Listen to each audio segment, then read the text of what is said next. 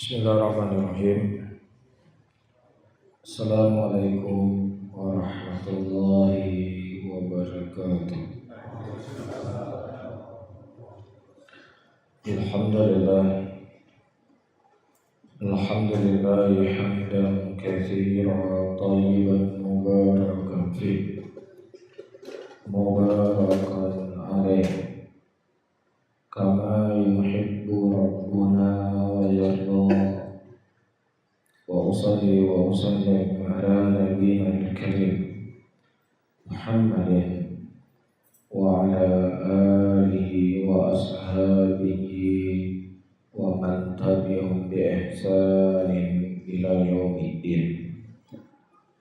Saudara-saudaraku kaum muslimin dan kaum muslimat rahimani wa rahimakumullah. Pada pertemuan yang lalu kita sudah membahas tentang sikap seorang muslim menyikapi hari raya orang-orang kafir, dan harus tertanam dalam hati dan jiwa kita semuanya bahwasanya mereka ketika mati dalam kondisi kekafirannya pasti mereka akan kekal di neraka selama-lamanya. Innal ladzina kafaru min ahlil kitab wal musyrikina fi nari jahannam khalidina fiha ulaika hum syarrul bariyah. Sesungguhnya orang-orang kafir dari kalangan ahli kitab dan musyrikin, mereka berada dalam neraka dan mereka kekal selama-lamanya di dalamnya, dan mereka adalah sejelek-jelek makhluk Allah. Dan tidak ada agama satupun di muka bumi ini yang diterima oleh Allah Subhanahu wa taala kecuali hanya agama Islam. Inna ad-dina 'indallahil Islam. Sesungguhnya agama yang diterima di sisi Allah hanya agama Islam saja. Namun, apakah kita membiarkan kekafiran mereka, ataukah kita dilarang bermuamalah dengan bentuk apapun orang-orang kafir? Di sini ada dua hal yang perlu kita bedakan. Yang pertama, masuk dalam ranah keyakinan. Ini sudah finish ya. Sudah tidak ada lagi nego-nego. Dalam masalah keyakinan, hitam adalah hitam, putih adalah putih. Adapun dalam masalah bermuamalah, bergaul, maka ini akan menjadi pembahasan kita di malam hari ini. Disebutkan oleh Syekh Al-Allamah Ibnu Baz rahimahullah, inna wajib al-muslim binisbah ila ghairil muslim umur muta'addidah minha. Sesungguhnya kewajiban bagi seorang muslim kepada orang-orang non-Islam beberapa perkara. Yang pertama, ad-da'wah ilallah, wa hiya ayadumuhu ilallah wa yubayyin lahu haqiqatal Islam haitsu amkanahu dhalik wa haitsu kana ladayhi al-basira, lianna hadha a'dhamu wa akbar ihsan yahdihi ila mawatinihi wa ila man ijtama bihi min al-yahud aw an-nasara aw ghairihim min al-musyrikin. Liqauli Nabi sallallahu alaihi wasallam, man dala ala khairin falau ajru mithli fa'ilih. Kata Syekh rahimahullah, yang pertama kewajiban kita sebagai seorang muslim kepada orang-orang non muslim. Ya, ayo ikhwan. Di sana para ulama membahas apakah boleh kita mengatakan mereka itu saudara kita? Karena banyak kita melihat kita ucapkan selamat Natal kepada saudara-saudara kita muslim, saudara kita Nasrani. Di sini banyak sekali pelanggaran-pelanggaran syariat. Di antara pelanggaran syariat adalah mengatakan mereka adalah saudara kita. Mereka bukan saudara kita. Mereka bukan saudara kita. Allah Subhanahu wa taala menyebutkan di dalam Al-Qur'anul Karim, ayat yang saya baca tadi, ulaika hum syarrul bariyah.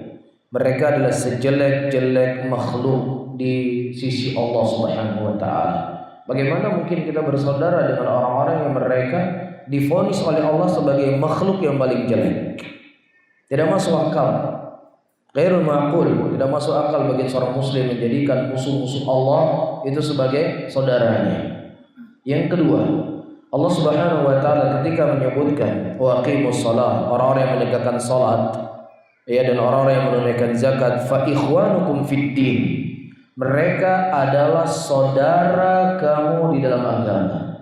Siapa itu saudara kita dalam agama? Ya, mereka menegakkan salat, mereka membayarkan zakat, mereka membayar zakat. Mereka orang yang beriman kepada Allah dan mereka beriman kepada Rasul. Kecuali ada dalam satu hal kita boleh mengatakan dia saudara kita ketika adalah nasab kita. Misalnya kita punya saudara, punya adik, punya bapak atau punya ibu atau punya abang, dia Nasrani atau dia Yahudi. Nah, dia saudara kita satu nasab. Tapi ketika tidak ada hubungan nasab sama sekali, kemudian mengatakan mereka adalah saudara kita, ada khata. Ini salah, ini keliru. Iya, saya yakin antum ketika dikhianati oleh seseorang, ya, urusan duniawiyah, bukan urusan agama. Mungkin antum ditipu, dikibulin uang 10 juta rupiah. Betul, dia salah, dia yang ngibulin antum. Mau nggak antum bersaudara lagi sama dia? Hah? Mungkin setiap antum diperdengarkan namanya, yang keluar adalah cacian dan makian. 10 juta uang antum dikibulin. Antum ingatkan sama anak antum, awas sama dia, hati-hati sama dia, jangan kamu berkawan sama dia. Sama anaknya jangan kamu berkawan juga. Kan begitu. Tetapi mungkin enggak ayo ikhwan, orang yang dikatakan divonis oleh Allah syarrul bariyah, makhluk yang paling jelek. Iya, dan makhluk yang Allah sebutkan dalam Al-Qur'an. Ya, la tajidanna asyaddan nas adawatan lil ladina amanu al-yahuda wal ladina asyraku. Dan engkau akan mendapatkan orang-orang yang paling keras permusuhannya kepada kaum mukminin. Ada orang-orang Yahudi dan orang-orang yang berbuat syirik kepada Allah. Mereka itu musuh kita. Mereka itu musuhnya Allah. Mereka musuhnya Rasul. Uang 10 juta itu gak ada apa-apanya dibandingkan permusuhan dengan Allah dan Rasulnya. Nah, ketika uang 10 juta tadi kita sudah cukup benci kepada seseorang, maka harus lebih ditanamkan kebencian kita kepada mereka. Namun, saudara-saudara kaum muslimin, tidaklah kemudian kebencian kita bunuh mereka, tidak. Bencinya kita dengan mereka, bencinya kita dengan akidah mereka, kita ajak dia kepada Islam. Kita ajak dia kepada cahaya iman.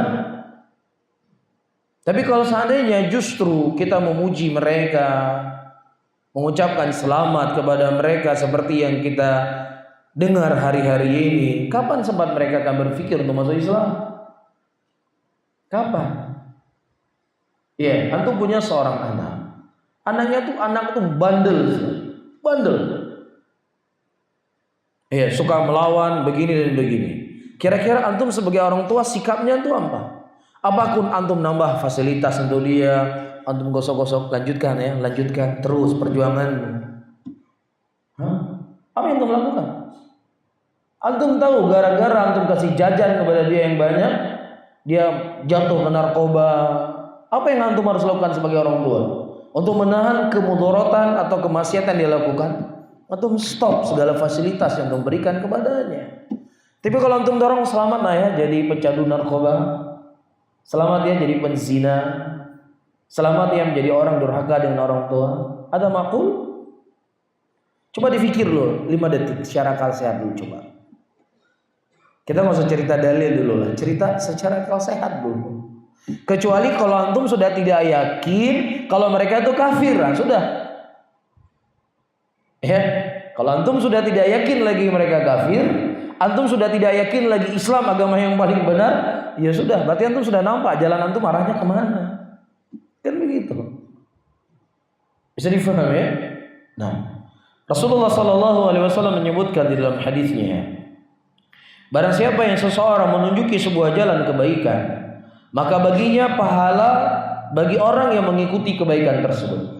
Ketika antum ajak dia masuk Islam, kemudian dia masuk Islam, maka pahala dia di dalam Islam ini akan mengalir semuanya kepada antum. Ini yang kita cari. Iya. Dan juga Nabi SAW mengatakan dalam hadisnya, "Lamma ba'athu ila Khaybar wa amaru ayyadul yahuda ila al-Islam, faqala wallahi li an yahdillahu bika rajulan wahidan khairun laka min humrun ni'am.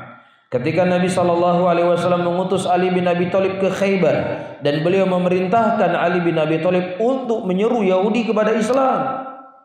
Ini sebagai bentuk kasih sayang Rasulullah kepada orang Yahudi.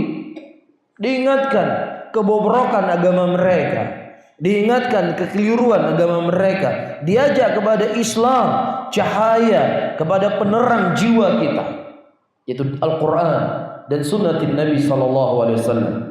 Apa pahala yang akan dia dapatkan? Rasulullah mengatakan, demi jiwa, demi Allah, li'ayyahdillahu bika, dengan Allah memberikan hidayah kepada seseorang dikarenakan engkau, dikarenakan sebabmu, maka itu lebih baik daripada unta yang berwarna merah. Jadi orang Arab mengibaratkan humrun ni'am, ini harta yang paling berharga. Apa harta yang paling berharga? Misalnya, maka dengan engkau mengajak orang masuk Islam dan dia masuk Islam, itu lebih baik dari harta yang paling berharga. Iya. Wa qala Nabi sallallahu alaihi wasallam, man da'a ilal huda kana lahu min ajr mithl ujurin man tabi'a wa la yanqusu dzalik min ujurim syai'an. Dan Rasulullah juga mengatakan, barang siapa yang seseorang mengajak kepada petunjuk, maka bagi dia adalah pahala semisal pahala orang-orang yang mengikuti petunjuk tersebut dalam keadaan tidak mengurangi sedikit pun pahalanya. Fada'watu ila Allah wa tablighul Islam wa nasihatuhu fi dzalik min ahamil muhimmat wa min afdal qurbat. Dan mengajak mereka kepada Allah, menyampaikan kepada mereka Islam dan menasihati mereka untuk masuk ke dalam Islam, ini merupakan perkara-perkara yang penting dan daripada ibadah-ibadah yang sangat mulia. Ini kewajiban kita pertama kepada orang-orang kafir, mengajak mereka untuk masuk Islam. Yang kedua, saudara-saudaraku muslimin dan muslimat yang dirahmati oleh Allah, yang kedua, perhatikan baik-baik apa yang disebutkan oleh Syekh. La yadhlimuhu fi nafsin wala fi malin wala fi 'ardin idza kana dhimmiyan aw musta'minan aw mu'ahidan fa innahu yu'adi ilaihi haqqahu fala yudhlimu fi mali la bi sarqah wala bil khiyanah wala bil ghash wala yudhlimu fil badan bid darab wala bil qatl li'annahu kaunu mu'ahidan aw dhimmiyan fi biladin aw musta'minan ya'simuhu. Masyaallah. Antum perhatikan bagaimana ya agama yang rahmat ini mengajarkan kita toleransi dengan orang-orang kafir. Iya. Kata Syekh rahimahullah, kita tidak boleh mendolimi nyawa mereka, tidak boleh mendolimi harta mereka, dan juga tidak boleh kita mendolimi kehormatan mereka. Ini apabila orang kafirnya adalah orang kafir dhimmiyan atau musta'minan atau mu'ahidan. Ya, orang kafir yang mereka sudah diberikan kelapangan untuk tinggal di negeri muslimin, atau mereka sudah ada ikatan dengan pemerintahan muslimin, maka orang-orang kafir yang seperti ini kita tidak boleh mengganggu nyawa mereka, tidak boleh mengganggu harta mereka, tidak boleh mengganggu kehormatan mereka. Adapun orang-orang kafir yang boleh kita perangi, ya, adalah orang-orang kafir yang mereka memerangi muslimin. Tapi orang-orang kafir yang mereka tidak memerangi muslimin, tidak boleh kita perangi mereka.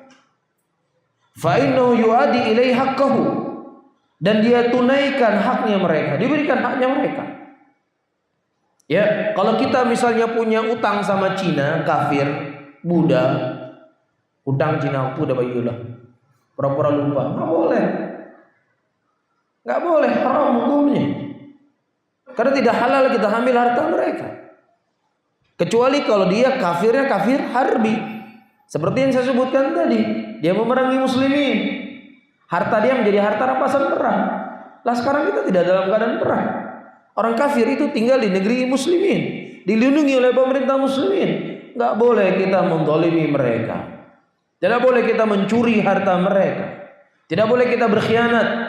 Kita digaji kerja di tempat Cina kafir misalnya, kerja dari jam 8 sampai jam 4 sore. Ini gaji kita. Sebatas itu kita bekerja. Cuman nyokon Cina pun tadi jujur ada nih. Ya, digaji dibayar 8 jam, ya sudah 6 jam udah kerja Anda. Boleh enggak? Ah, boleh. Ini khianat namanya. Yang namanya pengkhianat itu adalah orang yang mereka tidak memenuhi janjinya. Kita itu sudah sepakat sama dia, kerja dari jam sekian ke jam sekian, digaji kita di waktu itu. Enggak boleh. Ini aturan Islam. Ini agama yang mulia yang agung diajarkan oleh Rasulullah SAW. Dan juga kita tidak boleh menzalimi mereka pada badannya. Mungkin seorang dokter karena pasiennya itu orang kafir, ya orang kafir pasiennya sakit ya, kesempatan kapan lagi saya bunuh si kafir ini, disuntik misalnya suntik mati, atau operasi salah-salah, ya asal-asalan dioperasi orang kafir, nggak boleh, nggak halal kita bunuh mereka, nggak halal darahnya. Beginilah Islam. Begini kondisi orang-orang kafir ketika mereka hidup di tengah mayoritas muslimin. Gak pernah kita lihat orang-orang kafir dibantai di Indonesia ini. Gak pernah ada. Tetapi ketika muslimin yang menjadi minoritas, mereka yang menjadi mayoritas, mereka akan mencari celah segala cara, segala jalan untuk membantai saudara-saudara kita muslimin. Apakah di Myanmar, kaum Burma diusir, ya dibunuh, diperkosa wanita-wanitanya. Iya, begitu juga saudara-saudara kita di daerah Cina dipenjara, ya diculik, diintimidasi, beraneka ragam. Tapi mereka tinggal di negeri kita. Seakan-akan mereka itu berada di kelas 1, kita justru kelas 2. Kan begitu. Begitulah terkadang muslimin yang begitu memberikan kelapangan kepada mereka. Dia menunjukkan kesejukannya agama kita, kesejukannya agama Islam. Ya, saya mendengar informasi, wallahu alam benar atau salah, saya belum melihatnya sendiri, tapi orang mengkhabarkan kepada saya. Di Jeddah itu kan kedutaan negara-negara luar itu kan berada di Jeddah sebagiannya. Iya. Nah, kedutaan besar Amerika itu berada di sebuah tempat dan dekat dengan tempat tersebut adalah masjid. Dan di masjid, terkhusus di masjid itu di kota Jeddah, tidak dikumandangkan adzan keluar dari masjid. Adzannya cuma dalam masjid saja. Untuk jangan mengganggu jin-jin yang ada dalam tempat tersebut. Karena kan suara adzan kan sangat mengganggu para syaitan. Rasulullah mengatakan ketika dikumandangkan adzan itu para syaitan lari terbirit-birit sampai terkentut-kentut. Sudah adzan berhenti langsung balik dia kembali balik. Ini saya dengar di Arab Saudi. Sebagai bentuk toleransi kepada mereka, menjaga ini haknya kamu supaya kamu tidak terganggu, ya sudah. Itu pun kedutaan besarnya Amerika di Arab Saudi itu gedungnya tuh nggak pernah lihat. Ya, itu gedungnya dalam tanah sana. Jadi kalau lihat rata dengan tanah, dalam tanah dia dibuat gedung. Gimana takutnya orang-orang kafir coba. Padahal sudah diberikan keamanan. Ya, sanulqi fi qulubil ladzina kafaru ra'b bima asyraku billah ma lam yunazzil bi sultana. Dan kami menanamkan rasa takut di hati-hati orang-orang kafir dikarenakan apa? Dikarenakan kesyirikan yang mereka lakukan. Khawatirnya minta ampun mereka kepada orang Islam. Ketika orang Islam itu berpegang teguh dengan sunnah, berpegang di atas tauhid. Tapi kalau orang Islam yang nggak pegang di atas sunnah, nggak mentauhidkan Allah, kita justru dijajah oleh mereka. Bisa difahami ya? Ini hak yang harus kita tunaikan kepada mereka, tidak boleh kita singgung apapun yang itu keterkaitan dengan harta mereka dan juga badan mereka. Wala bil qatl, tidak boleh kita bunuh mereka. Ya cuman yang membedakan ketika seorang muslim membunuh muslim yang lainnya, maka orang tersebut harus dikisos, dibunuh. Namun kalau seandainya seorang muslim membunuh orang kafir yang bukan kafir harbi, bukan kafir yang memerangi muslimin, kafir dhimmiyan atau muahidan atau musta'minan, itu muslimnya tidak dibunuh. Ya. Namun bukan berarti benar, bukan berarti boleh. tetapi di sana pengadilan menegakkan kepadanya apa hukum yang pantas. Namun ketika seorang muslim membunuh orang kafir, tidak boleh dia dikisos, karena kisos itu hanya berlaku bagi muslim dengan muslim. Seorang muslim membunuh muslim yang lainnya, dia dibunuh. Tapi kalau orang muslim, saya ulangi, membunuh orang kafir, muslim ini tidak dibunuh dikarenakan dia membunuh orang kafir tadi. Tapi kalau orang kafir membunuh muslim, ya harus lebih dibunuh. Yang muslim saja harus dibunuh, apalagi yang kafir. Bisa difahami? Baik. Dan juga ayyul rahimani wa rahimakumullah, li'annahu kaunu mu'ahidan aw dhimmiyan, dikarenakan mereka adalah orang-orang kafir mu'ahad yang sudah ada ikatan dan juga sudah ada penjaminan keamanan dari pemerintahan muslimin, maka mereka terjaga dan tidak boleh diganggu. Ya, tidak boleh kita kirim anak kita ke gereja di malam Natal, ya lempar mercon di situ biar takut dia. Nggak boleh. Nggak boleh orang-orang menelpon gereja pendeta, ini saya sudah pasang bom di gereja. Hati-hati kamu. Nggak boleh. Nggak boleh mengusik orang. Biarkan dia beribadah di tempat ibadahnya. Namun seperti yang saya singgung pada pertemuan yang lalu, kalau seandainya dia sudah keluar dari koridornya, dia buat acara Natal di Suzuya misalnya, boleh atau tidak? Nggak boleh, nggak bisa dibiarkan. Iya, atau dia menampakkan syiar-syiar gereja itu di jalanan misalnya. Ya seperti pernah terjadi beberapa 1 tahun yang lalu, mereka punya acara, saya nggak tahu apa jenis acaranya. Yang jelas mereka bawa salib besar-besar keliling beberapa jalan kota Banda Aceh. Ini nggak dibolehkan, ini nggak dibiarkan. Toh mereka juga nggak membiarkan kita mengumandangkan adzan keluar dari di masjid-masjid ketika di tempat negeri mereka. Nggak ada yang protes. Kenapa orang Islam ketika melarang hal seperti ini diprotes? Bisa dipahami ya? Kemudian perkara yang ketiga, la maniya fi muamalati fil bai' wasyira' wa ta'jir wa nahwi dzalik. Faqad sahha an Rasulillah sallallahu alaihi wasallam anna ishtara min al-kuffar ubadul awthan wa ishtara min al-yahud wa hadhi muamalatun wa qad tuwaffa sallallahu alaihi wasallam wa dir'uhu marhunatun ila al-yahud fi ta'amin li ahlihi. Yang ketiga, tidak terlarang untuk kita bermuamalah dengan mereka di dalam masalah jual dan beli, dan juga dalam masalah sewa menyewa. Boleh nggak kita menyewa rumah kita kepada orang kafir? Tidak ada masalah. Kalau seandainya memang digunakan sebagai tempat tinggal. Tapi kalau seandainya dia gunakan rumah yang kita sewa tersebut sebagai gereja, nggak boleh disewakan. Sebagaimana misalnya boleh bagi kita untuk menyewa rumah kita kepada orang-orang umum.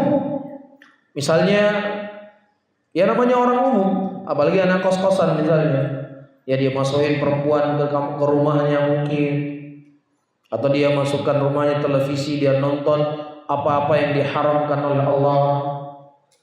Maka ini kembali kepada hukum asal. Apa hukum asalnya?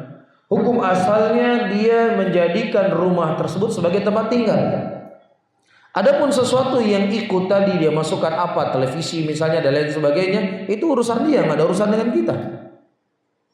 Faham? Kecuali kalau seandainya dia sewa rumah kita memang dibuka untuk diskotik. Dia sewa rumah kita untuk karaoke. Dia sewa rumah kita memang digunakan sebagai tempat pelacuran. Ini nggak boleh. Tapi kalau dia sewanya untuk rumah tinggal, kemudian masuk dalamnya hal-hal yang kita sebutkan tadi, itu urusan dia, nggak ada urusan dengan kita. Faham? Jelas ya? Kecuali kalau seandainya kita buka kos-kosan. Kalau kita buka kos-kosan kan ada ibu kosnya. Nah ini hati-hati, harus dijaga. Karena ada sewa yang itu bentuknya terikat. Iya, maka buat peraturan. Harus begini, harus begini, harus begini, dan harus begini. Ya, walaupun kalau kita tidak menyewakan lebih baik. Namun kalau seandainya dikatakan haram, ini butuh dalil. Bisa difahami. Misalnya begini. Kita ketahui bahwasannya anggur itu kan bisa dibuat untuk minuman keras kan? Direndam anggur itu beberapa hari itu akan menjadi minuman keras. Nah, apakah boleh kita menjual anggur ketika kita mendapatkan kasus kemungkinan anggur tersebut akan digunakan untuk buat khamar? Maka kembali kepada hukum asalnya. Hukum asal menjual anggur itu dibolehkan. Kalau seandainya ada 1-2 orang yang mereka membuat khamar dari anggur kita tersebut, yang kita tidak mengetahui dia akan membuat khamar, maka hukum yang sedikit itu tidak bisa mengubah sebuah hukum asal. Nggak bisa. Kebanyakan orang ketika beli anggur ya dia itu makan. Iya, selesai dia makan siang dia makan anggur, atau dia makan malam dengan makanan anggur. Sedikit orang yang mengambil hukum ya anggur tersebut sebagai minuman keras, sehingga hukum yang sedikit tersebut tidak bisa dihukumi yang semuanya menjadi haram. Dan sebaliknya, kita jual anggur ke pabrik minuman anggur. Kita jual anggur ke pabrik buat minuman keras. Ada kemungkinan nggak anggur tersebut dimakan untuk keluarganya, dibagi-bagi untuk pekerjaannya? Ada kemungkinan atau tidak? Ada, tapi sedikit. Maka sedikit ini tidak bisa mengubah hukum. Haram hukumnya kita menjual anggur ke pabrik anggur. Walaupun ada kemungkinan anggur tersebut akan dimakan untuk pekerjaannya, tapi kebanyakan akan digunakan untuk minuman keras. Nah, begitu juga yang pertama tadi. Antum jual anggur di pasar, ada mungkin 1-2 di antara pembeli anggur antum digunakan untuk minuman keras. Itu tidak mengubah hukum asalnya yang sedikit tadi. Bisa difahami ya? Nah, kalau seandainya wah nanti antum nggak bisa jualan apapun, jual pisau jangan-jangan digunakan bunuh orang nanti, guna orang dah boleh jual pisau. Paham ya? Nah, inilah hukum yang perlu dipelajari dalam hukum Islam. Iya, Rasulullah SAW beliau menggadaikan baju perang beliau kepada Yahudi. Kan orang kan berpikir nanti kalau baju perang kita gadaikan kepada Yahudi, nah nanti baju tersebut digunakan oleh mereka untuk membunuh muslimin. Apa yang kamu fikirkan itu sudah dipikir oleh Nabi. Tapi Rasulullah SAW tetap beliau menggadaikan baju perangnya kepada Yahudi. Bahkan baju perang itu masih tergadaikan kepada Yahudi dalam keadaan Rasulullah sudah meninggal. Jadi kalau ada orang ajak boikot, wah ini barangnya barang Yahudi ini, sekian persen digunakan untuk bangun gereja dan lain sebagainya, boikot semuanya, nggak boleh kita makan makanan mereka, nggak boleh beli produk-produk mereka. Boleh nggak kira-kira? Ini kan hampir sama. Rasulullah menggadaikan baju perang. Ada kemungkinan nggak baju perang ini digunakan oleh mereka untuk memerangi muslimin? Ada kemungkinan kan? Nah, begitu juga ketika kita belanja sama orang Yahudi atau belanja dengan produk-produk Yahudi, mungkin ada sebagiannya mereka infakkan untuk jalannya mereka. Namun ini tidak bisa dihukumi perkara tersebut perkara yang haram. Nggak bisa. Bisa difahami? Tetapi kita menganjurkan muslimin untuk belanja di tempat toko-toko muslimin. Silahkan kalau kita mau menganjurkan. Daripada kita membuat kaya orang-orang kafir, ya lebih baik kita belanja di tempat-tempat ya toko-toko saudara kita muslimin. Walaupun mungkin beda 1.000 rupiah, beda 500.000 rupiah, apa salahnya kita belanja di tempat saudara kita muslimin? Terlebih warung-warung yang ada di rumah samping rumah kita. Pokoknya kalau nggak belanja di Indo sama ujung nyate itu, ana sah belanjanya. Harus ke situ pergi belanja. Saya nggak mengatakan haram ya, sebagaimana setelah kita bahas tadi. Cuma di sisi anjuran, mari kita menghidupkan usaha bisnis saudara-saudara kita muslimin. Ketika usaha sesama saudara kita muslimin hidup, otomatis dia akan mempekerjakan juga muslimin. Otomatis uangnya juga mungkin akan digunakan untuk mengeluarkan zakat dari keuntungan yang dia dapatkan. Jadi jangan kita memperkaya orang kafir.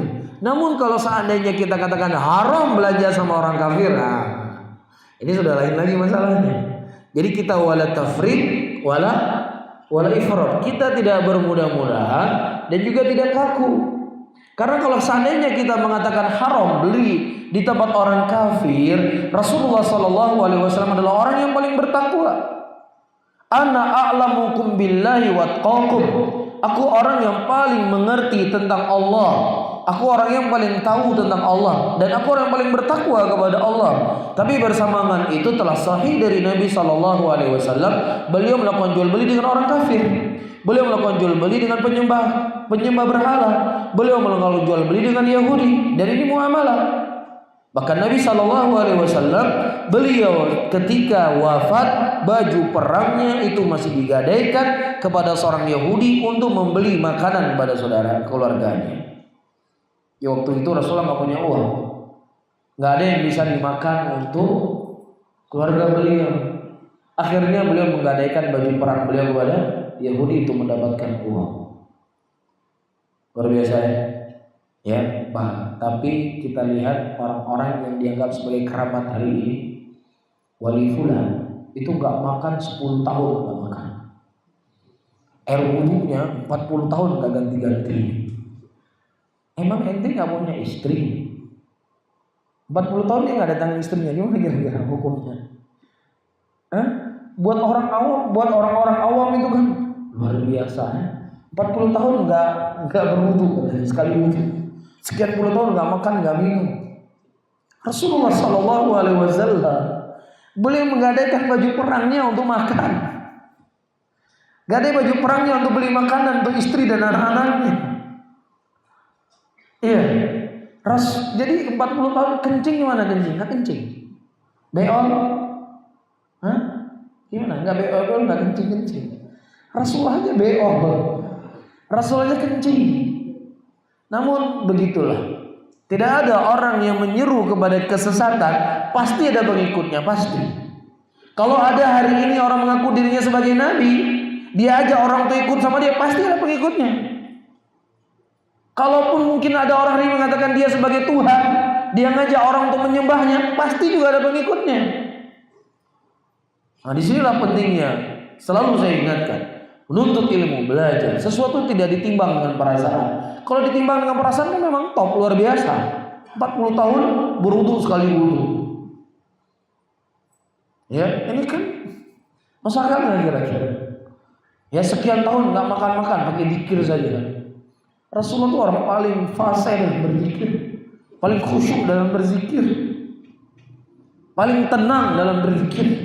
Bahkan beliau menjadikan sholat itu sebagai penyejuk hati beliau. Tapi tetap juga perlu makan. Gak ada anak-anak Rasulullah udah, karena beliau ini udah isap tangan saya, kenyang kamu. Gak ada, tetap makan dikasih, air susu dikasih, makanan dikasih, kurma dikasih, kambing dikasih. Gak ada cuma disuruh cium tangan Rasulullah jadi kenyang. Muslim itu kayis, kata Rasulullah. Muslim itu apa? Kayis, orang yang cerdas. Gak semua cerita-cerita bualan seperti itu ditelan mentah-mentah. Iya, kita harus pintar. Kita harus berhati-hati dalam masalah urusan agama kita. Nah, kemudian ayyuhal ikhwah rahimani wa rahimakumullah. Perkara yang keempat, la yabda'u bis salam. Kita tidak boleh memulai mereka dengan mengucapkan salam. Tapi kalau seandainya mereka mengucapkan salam kepada kita, boleh kita membalasnya. Assalamualaikum, kata orang Cina kafir misalnya. Boleh nggak kita balas? Waalaikumsalam, boleh. Tapi kalau seandainya kita yang memulai, Assalamualaikum Ci, Assalamualaikum TikTok, nggak boleh. Dilarang, hukumnya haram. Rasulullah SAW menyebutkan hadis di Sahih Muslim, la tabda'ul yahuda walan nasara bisalam. Jangan engkau memulai mengucapkan salam kepada Yahudi dan kepada Nasrani. Iya, dalam riwayat yang lain beliau berkatakan di Sahih Bukhari dan Sahih Muslim, idza salima alaikum ahlul kitab faqulu wa alaikum. Nah, kalau seandainya orang-orang ahlul kitab mengucapkan salam kepada kalian, maka jawab apa? Wa alaikum. Wa alaikum juga bagimu. Ya. Fal muslim la yabdul kafir bis salam. Orang muslim tidak boleh dia mengucapkan salam kepada orang kafir dimulai. Ada sebuah cerita. Inilah pentingnya kita belajar dan menuntut ilmu. Ada satu jamaah dakwah ya. Mereka berdakwah keliling ke masjid lainnya. Ini cerita. Dia pergi ke negara barat, pergi ke negara kafir. Dia pergi di pinggir jalan. Siapa yang lewat diucapkan salam sama dia. Assalamualaikum, nggak dijawab, oh orang kafir. Assalamualaikum, nggak dijawab, oh orang kafir. Di jalan dia berdiri.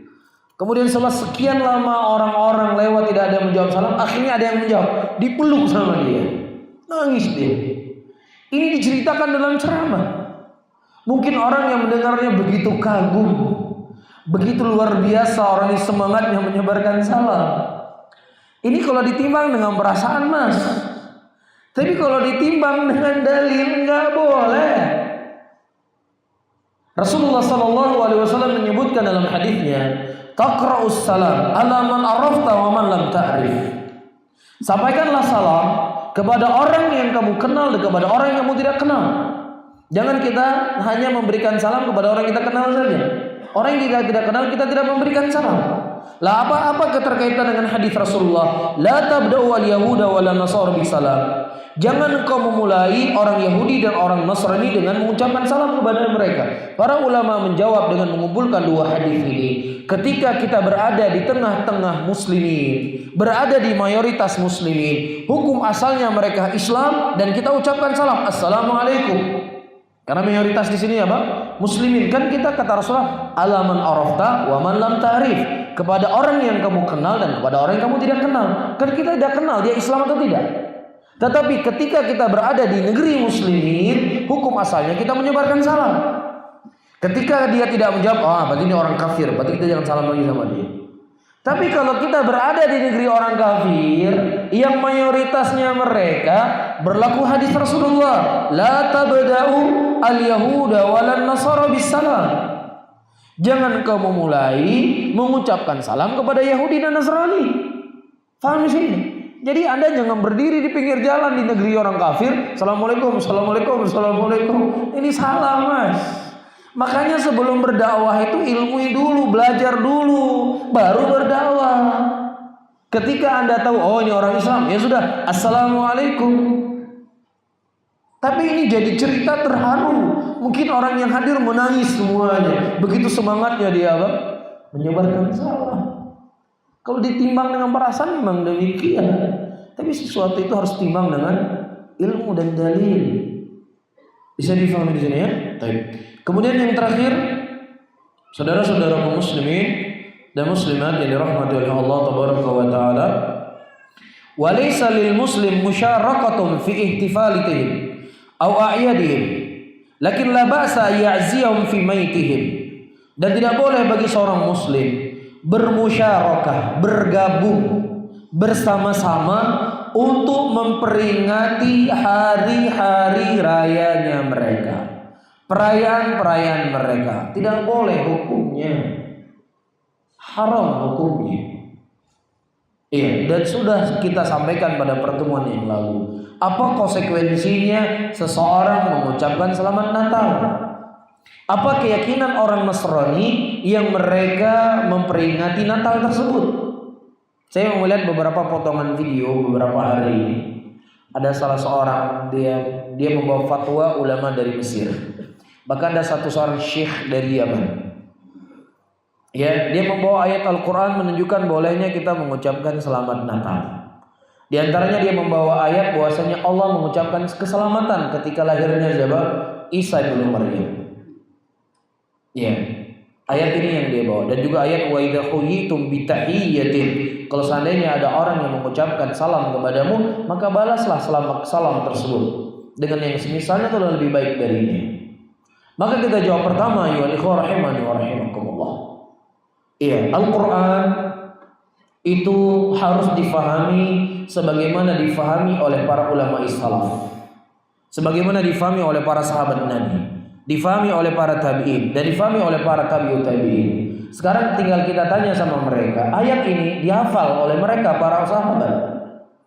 Dan di zaman para sahabat juga telah ada orang-orang Nasrani, dan mereka telah memperingati hari-hari tersebut. Apakah para sahabat memahami ayat ini seperti yang kamu pahami? Satu. Yang kedua, lahirnya Isa itu tidak bisa diketahui penanggalannya sampai hari ini. Ketika orang-orang Nasrani masuk ke negeri Yunani, pada waktu itu Yunani mereka menyembah dewa matahari. Dan untuk supaya agama Nasrani itu mudah diterima di Yunani, Tuhannya mereka matahari, mereka orang Nasrani mereka mengatakan Tuhan kami juga lahir pada tanggal 25 Desember. Itu sebenarnya adalah Tuhan yang disembah oleh orang Yunani yang lahir pada tanggal berapa? 25 Desember. Makanya kalau untuk melihat di sebagian foto-foto Yesus, itu selain ada salibnya, kemudian ada apa? Ada mataharinya. Faham? Jadi bagaimana Anda berdalilkan dengan ayat ini hari lahirnya Nabi Isa, sementara apa? Nabi Isa tidak bisa dipastikan tanggal berapa lahirnya. Bisa difahami? Satu hal. Hal yang kedua, hal yang ketiga. Sekarang ketika turunnya ayat, Allah Subhanahu wa taala memberikan keselamatan kepada Isa alaihissalam, dan bahagianya orang. Nabi Isa posisinya sebagai siapa? Sebagai seorang nabi. Nah, Nasrani meyakini Nabi Isa itu sebagai apa? Sebagai Tuhan. Apa kata Allah dalam Al-Quran? Wa qalu ittakhadha ar-rahmanu walada laqad ji'tum syai'an idda takadu as-samawati yatafattarna minhu wa tanshaqu al-ardu wa taghirru al-jibalu hadda an da'u lir-rahmani walada.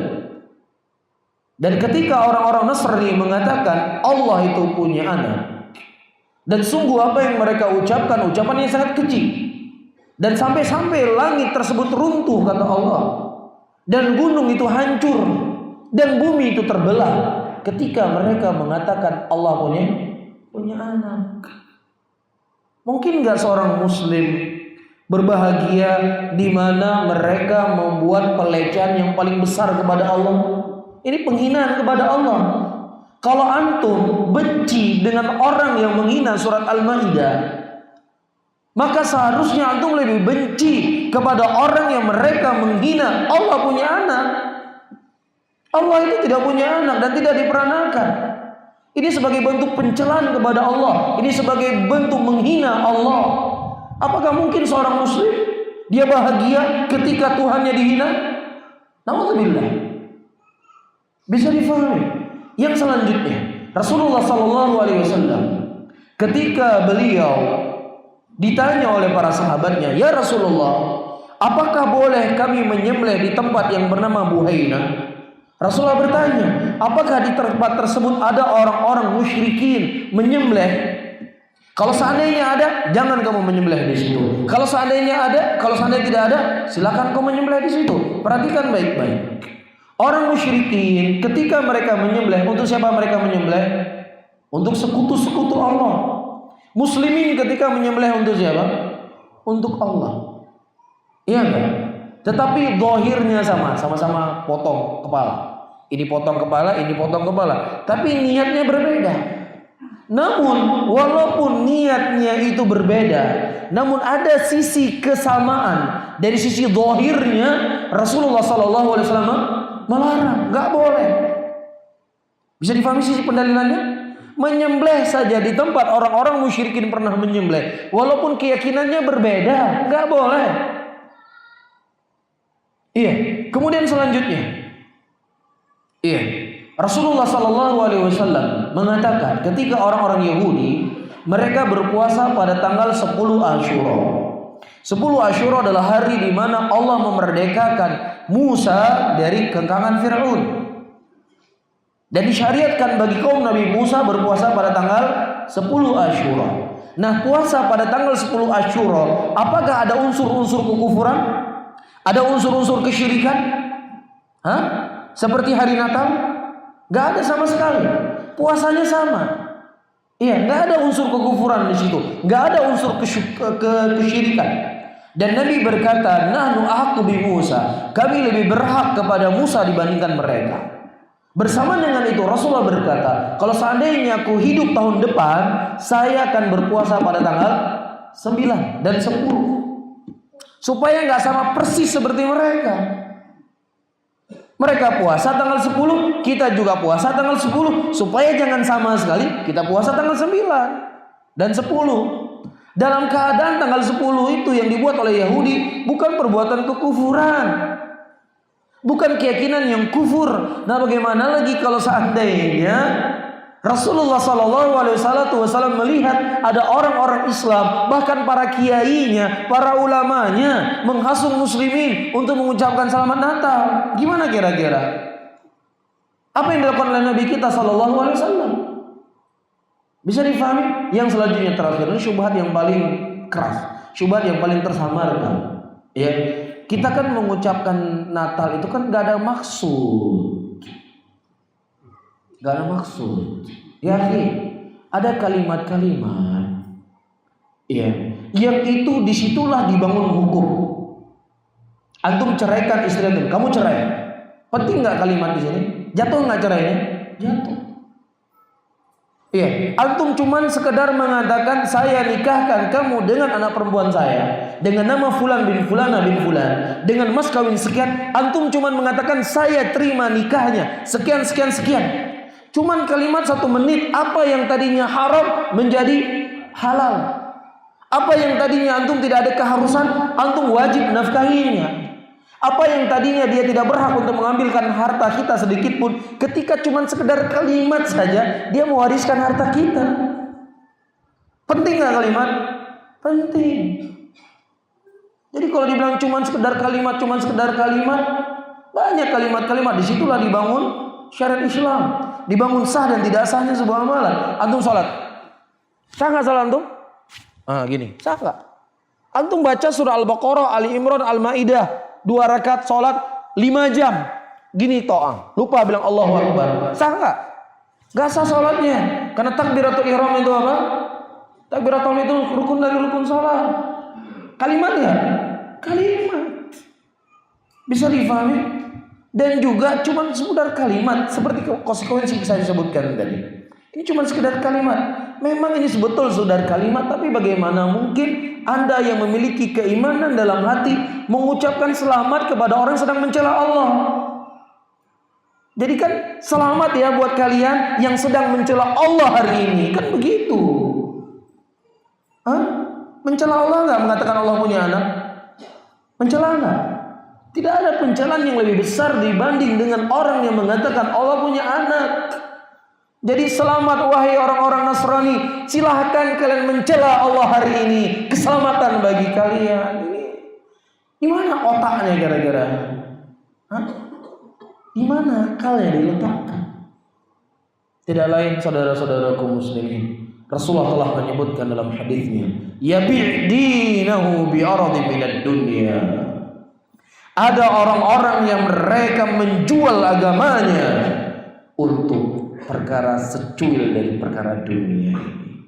Nas'alullah salamata wal afiyah. Peganglah akidah, peganglah Islam. Jangan kita lepas Islam di tangan kita.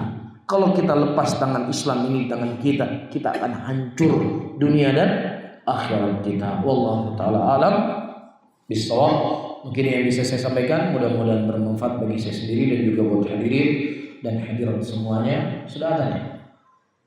Belum? Sudah. Jadi kalau sudah ada, kita tutup pengajian di malam hari ini. Ya, saya akhiri. Allahumma salli ala Muhammadin wa ala alihi wa ashabihi wa man tabi'ahum bi ihsanin ila yaumil din. Wassalamualaikum warahmatullahi wabarakatuh.